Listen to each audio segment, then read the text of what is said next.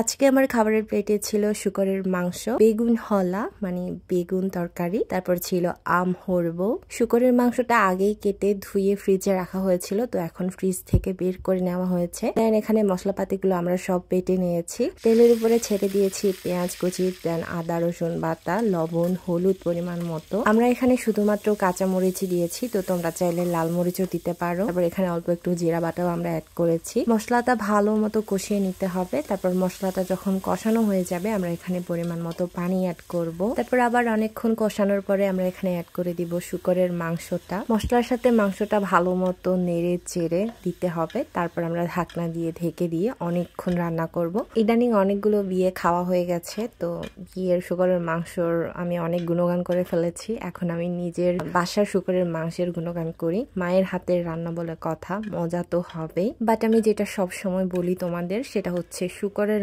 মাংসের টেস্টটা কিন্তু ডিফারেন্ট হয়ে থাকে। বিয়ে বাড়িতে একরকম, বাড়িতে একরকম। এটা শুধু আমি বলি না, এটা সবাই বলবে। তো আবার যখন বাঁশকরলের সিজন চলে আসবে সেটা আরেক রকম টেস্ট হয়ে যায়। তারপর যখন আমরা কুমড়া দিয়ে রান্না করি সেটা আরেক রকম টেস্ট হয়।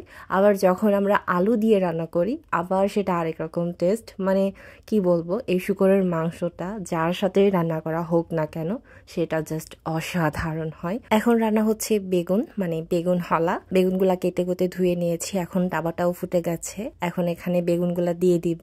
আমাদের বাড়িতে যখন আমরা এভাবে বেগুন তরকারি রান্না করি তখন তাওয়াতে বেগুনগুলো দিয়ে দেওয়ার পর না নেড়ে দিয়ে একদম ঢাকনা দিয়ে ঢেকে অনেকক্ষণ রান্না করি। অনেকক্ষণ রান্না করার পর তারপরে ঢাকনা খুলে আমরা চামচ দিয়ে ভালো মতো নেড়ে দিই। তোমরা দেখতে পাচ্ছ বেগুনগুলা কিন্তু সবুজই রয়ে গেছে। তো এই টেকনিকটা ধরে রান্না করলে কিন্তু বেগুনগুলা রান্না করার পরও সবুজ থাকবে। অনেক সময় দেখা যায় যে বেগুনগুলা অনেকটা কালসে হয়ে গেছে, তখন কিন্তু দেখতেও ভালো লাগে না আর খেতেও ভালো হয় না। আর বেগুন তরকারির কালারটা যদি সবুজ হয় তখন দেখতেও সুন্দর লাগে আর খেতে তো অসাধারণ। তো আমার বেগুন তরকারিটা হয়ে গেছে। এখানে আমি সাবারাং পাতাও অ্যাড করে নিয়েছি। সাবারাং পাতা খুবই অল্প ছিল, তাও আবার অনেক শুকনো হয়ে গিয়েছে। তো দেখতে পাচ্ছ ঝোলটা একদম বসা বসা হয়ে গেছে। সাবারাং পাতা দিয়ে বেগুন তরকারির এই ঘ্রাণটা পেলেই কিন্তু অনেক ক্ষুধা লেগে যায়। নিয়ে নিচ্ছি সাদা ভাত। সাদা ভাত ছাড়া কিন্তু আমি একদমই থাকতে পারি না। আমি যাই খাই না কেন আমাকে ভাত অবশ্যই খেতে হবে। এখন নিয়ে নিচ্ছি শুকরের মাংস, আমরা শুকরের হলা বলি। তো